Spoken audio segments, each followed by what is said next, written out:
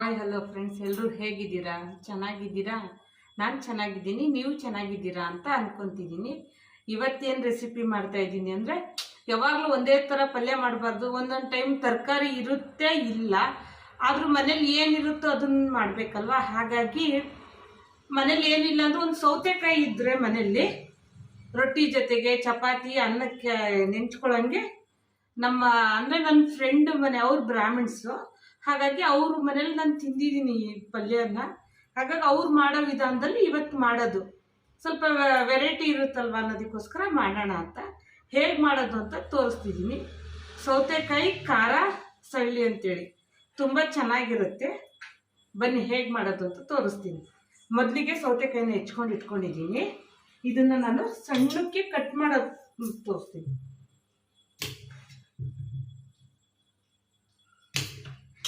ಈ ಎಡ್ಜಸ್ ಎಲ್ಲ ಸ್ವಲ್ಪ ಹಿಂಗೆ ತಿಕ್ಕಿದ್ರೆ ಇದರಲ್ಲಿ ಇದ್ರ ಥರ ಬರುತ್ತೆ, ಒಂದೊಂದು ಬರುತ್ತೆ ಒಂದೊಂದು ಇಲ್ಲ. ಆ ಥರ ತಕ್ಕೊಂಡು ಇದನ್ನು ಸಣ್ಣಕ್ಕೆ ಹೆಚ್ಕೊಬೇಕು. ಸೌತೆಕಾಯಿನ ನಾವೆಷ್ಟು ಸಣ್ಣಕ್ಕೆ ಹೆಚ್ಕೊತೀವೋ ಅಷ್ಟು ಚೆನ್ನಾಗಿರುತ್ತೆ.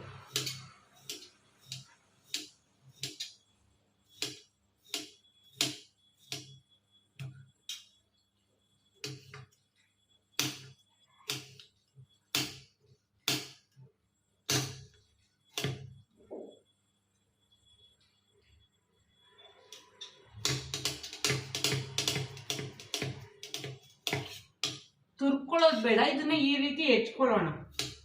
ಯಾಕಂದ್ರೆ ಅದು ಪಲ್ಯ ಅಲ್ವಾ, ಹಾಗಾಗಿ ಬಾಯಿಗೆ ಸಿಗಬೇಕು, ನಾವು ಯಾವ್ದ್ರ ಜೊತೆಗೆ ತಿನ್ನೋಬೇಕಾದ್ರೆ. ಹಾಗಾಗಿ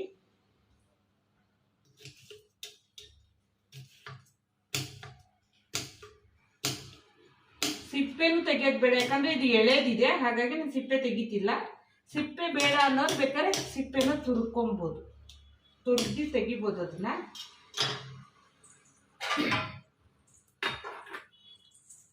ನೋಡಿ, ಈ ರೀತಿ ನಾನು ಸಣ್ಣಕ್ಕೆ ಹೆಚ್ಕೊಂಡಿದ್ದೀನಿ. ಈಗ ಸೌತೆಕಾಯಿನಷ್ಟು ಹೆಚ್ಕೊಳ್ಳೋದಾಗಿದೆ.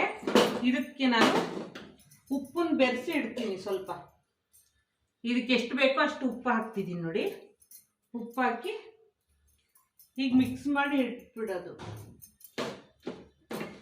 ಇದು ನಾವು ಮಸಾಲೆ ರೆಡಿ ಮಾಡ್ಕೊಳ್ಳೋಷ್ಟೊತ್ತಿಗೆ ಇದು ಒಂದಕ್ಕೊಂದು ಹೊಂದ್ಕೊಂಡು ಸಪ್ಪೆ ಅನ್ಸಲ್ಲ, ಅದಕ್ಕೋಸ್ಕರ ಈಗ ಉಪ್ಪು ಹಾಕಿ ಇಟ್ಟಿದ್ದೀನಿ. ಈಗ ಇದನ್ನ ಒಂದ್ ಕಡೆ ಎತ್ತಿಟ್ಬಿಡೋಣ. ಈಗ ಇದಕ್ಕೆ ಮಸಾಲೆ ಮಾಡ್ಕೊಳ್ಳೋಣ. ಇದಕ್ಕೆ ಜಾಸ್ತಿ ಗ್ಯಾಸಿನ ಏನು ಅವಶ್ಯಕತೆ ಇಲ್ಲ, ಒಲೆದು ಇಲ್ಲ. ಒಗ್ಗರಣೆ ಹಾಕಬೇಕು ಅಷ್ಟೇ. ಒಗ್ಗರಣೆ ಬೇಕು ಅಂದರೆ ಹಾಕ್ಕೊಬೋದು, ಇಲ್ಲಾಂದ್ರೆ ಅದು ಬೇಡ ಅಂದರೆ ಬಿಡ್ಬೋದು. ಇದನ್ನ ರುಬ್ಬಕ್ಕೆ ಮಸಾಲೆ: ಕಾಯಿ ತುರಿ, 1 ಇಂಚಷ್ಟು ಶುಂಠಿ, ಜೀರಿಗೆ. ಇದಕ್ಕೆ ಬೇಕಾದ್ರೆ ಬ್ಯಾಡಗಿ ಮೆಣಸಿನ್ಕಾಯಿ ಹಾಕೊಬೋದು, ಅವರು ರೆಡ್ ಕಲರಲ್ಲಿ ಮಾಡ್ತಾರೆ. ನನಗೆ ಬ್ಯಾಡಗಿ ಮೆಣಸಿನ್ಕಾಯಿ ನನ್ನ ಹತ್ರ ಇಲ್ಲ, ಹಾಗಾಗಿ ನಾನು ಗ್ರೀನ್ ಹಸಿಮೆಣಸಿನ್ಕಾಯಿ ಹಾಕಿ ಮಾಡಿದ್ರೆ ಟೇಸ್ಟ್ ಚೆನ್ನಾಗಿರುತ್ತೆ ಅನ್ನೋದಕ್ಕೋಸ್ಕರ ಇದನ್ನ ಹಾಕ್ತಾಯಿದ್ದೀನಿ. ನೀವು ಬೇಕಾದರೆ ಬ್ಯಾಡಗಿ ಮೆಣಸಿನ್ಕಾಯಿ ಹಾಕೊಬೋದು. ಈಗ ಇದನ್ನ ರುಬ್ಬಕ್ಕೆ ಹಾಕ್ಕೊತಾ ಇದ್ದೀನಿ. ತೆಂಗಿನಕಾಯಿ, ಶುಂಠಿ, ಜೀರಿಗೆನೂ ಹಾಕ್ಕೊತಾ ಇದ್ದೀನಿ. ಅವರು ಬೆಳ್ಳುಳ್ಳಿ ಎಲ್ಲ ಯೂಸ್ ಮಾಡಲ್ಲ, ಅವರು ಹಿಂಗೆ ಯೂಸ್ ಮಾಡ್ತಾರೆ. ಅದಕ್ಕೋಸ್ಕರ ನಂಗೆ ಹಿಂಗಿಂದು ಅಷ್ಟಕ್ಕಷ್ಟೇ, ಅದಕ್ಕೋಸ್ಕರ. ಇದ್ರ ಜೊತೆಗೆ 1-2 ಕರಿಬೇವು ಹಾಕ್ಕೊತಾ ಇದ್ದೀನಿ. ಆಮೇಲೆ ಸಾಸಿವೆ ಈ ರುಬ್ಬೋದಕ್ಕೆ ಹಾಕ್ಕೊತಾ ಇದ್ದೀನಿ, ಒಂದು ಸ್ವಲ್ಪ. ಆಮೇಲೆ ಅರಿಶಿನ, ಇದನ್ನು ಅಷ್ಟೇ ಮಿಕ್ಸಿಗೆ ಹಾಕ್ಕೊತಾ ಇದ್ದೀನಿ. ಈಗ ಇದನ್ನ ನಾನು ನೀರು ಹಾಕಿ ರುಬ್ಕೊತೀನಿ.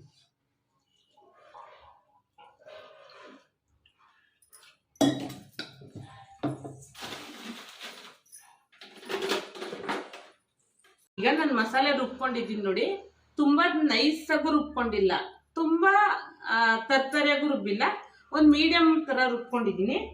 ಈಗ ಹೇಳಿದ್ನಲ್ವಾ ಫ್ರೆಂಡ್ಸ್, ಗ್ಯಾಸ್ ಒಲೆ ಅವಶ್ಯಕತೆ ಇಲ್ಲ ಅಂತೇಳಿ. ಈಗ ಇದರಲ್ಲಿ ಹಾಕ್ಕೊತಾ ಇದ್ದೀನಿ ಪಾತ್ರೆಗೆ. ಇದೊಂಥರ ಡಿಫ್ರೆಂಟ್ ಆಗಿರುತ್ತೆ. ಒಂದ್ಸಲ ಈ ಥರ ಮಾಡಿಕೊಡಿ, ಇಷ್ಟಪಟ್ಟು ತಿಂತಾರೆ. ಈಗ ಈ ಸೌತೆಕಾಯಿ ಮಿಶ್ರಣಕ್ಕೆ ಈ ರುಬ್ಬಿರೋ ಮಸಾಲೆ ಹಾಕ್ಕೊತಿದ್ದೀನಿ ನಾನು.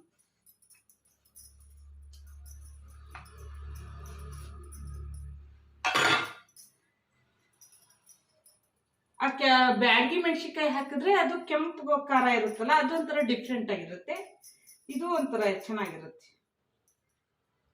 ಯಾವಾಗಲೂ ಒಂದೇ ಥರ ಅನ್ನೋದಕ್ಕೆ ಚೇಂಜ್ ಅನ್ನೋದಕ್ಕೆ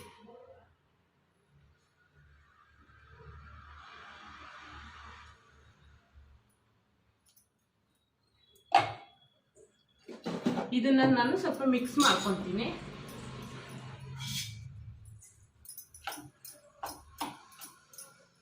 ನೀರು ಮತ್ತೆ ಏನು ಎಕ್ಸ್ಟ್ರಾ ಹಾಕಕ್ಕೆ ಹೋಗ್ಬಿಡಿ, ಯಾಕಂದ್ರೆ ಸೌತೆಕಾಯಲ್ಲೇ ನೀರು ಬಿಡುತ್ತಲ್ವಾ, ಅದಕ್ಕೋಸ್ಕರ.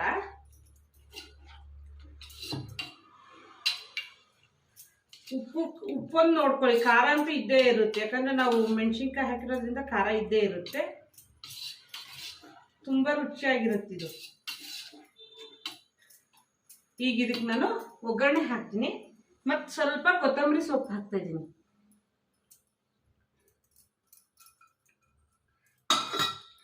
ಕೊತ್ತಂಬರಿ ಸೊಪ್ಪು ಹಾಕಿ ಚೆನ್ನಾಗಿ ಮಿಕ್ಸ್ ಮಾಡ್ತಿದ್ದೀನಿ.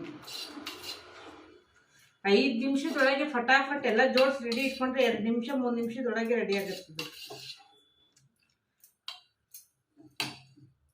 ಒಗ್ಗರಣೆ ಬೇಕು ಅಂದ್ರೆ ಹಾಕೊಬೋದು, ಬೇಡ ಅಂದ್ರೆ ಬಿಡ್ಬೋದು. ಆದ್ರೂ ನಾನು ಒಗ್ಗರಣೆ ಹಾಕಿದ್ರೆ ಟೇಸ್ಟ್ ಇರುತ್ತೆ ಅಂತ ಒಗ್ಗರಣೆ ಹಾಕ್ತಿದ್ದೀನಿ.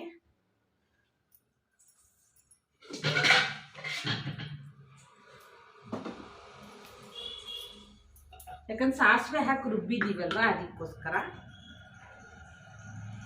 ಒಂದು ಸ್ವಲ್ಪ ಎಣ್ಣೆ ಅಷ್ಟೇ.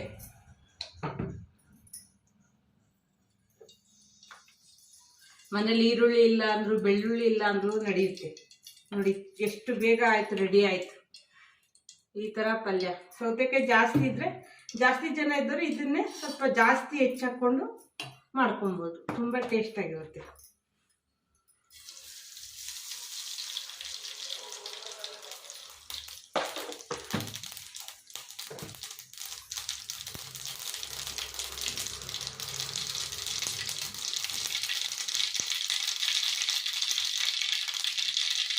ಅದಕ್ಕೆ ಕರಿಬೇವು ಹಾಕ್ತಾ ಇದ್ದೀನಿ.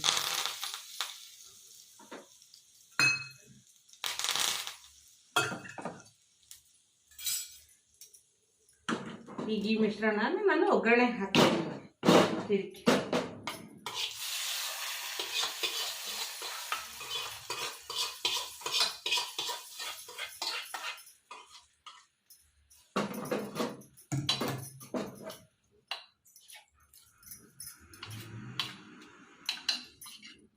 ನೋಡಿ ಫ್ರೆಂಡ್ಸ್, ಸೌತೆಕಾಯಿ ಖಾರ ಸಳ್ಳಿ ಸೂಪರಾಗಿ ರೆಡಿಯಾಗಿದೆ. ತುಂಬ ರುಚಿಯಾಗಿರುತ್ತೆ. ಒಂದ್ಸಲ ಟ್ರೈ ಮಾಡಿದ್ರೆ ಅಂತೂ ಇದನ್ನ ಪದೇ ಪದೇ ಮನೇಲಿ ಮಾಡ್ತಿರ್ತೀರ. ತುಂಬ ಈಸಿ ಇದೆ, ಮತ್ತು ಗ್ಯಾಸಿನ ಅವಶ್ಯಕತೆ ಇರಲ್ಲ. ಗ್ಯಾಸ್ ಬೇಕೇ ಬೇಕು ಅನ್ನೋಂಗಿಲ್ಲ. ಆಗ ಗ್ಯಾಸು ಸೇವ್ ಆಗುತ್ತೆ, ನಮ್ಮ ಟೈಮು ಸೇವ್ ಆಗುತ್ತೆ.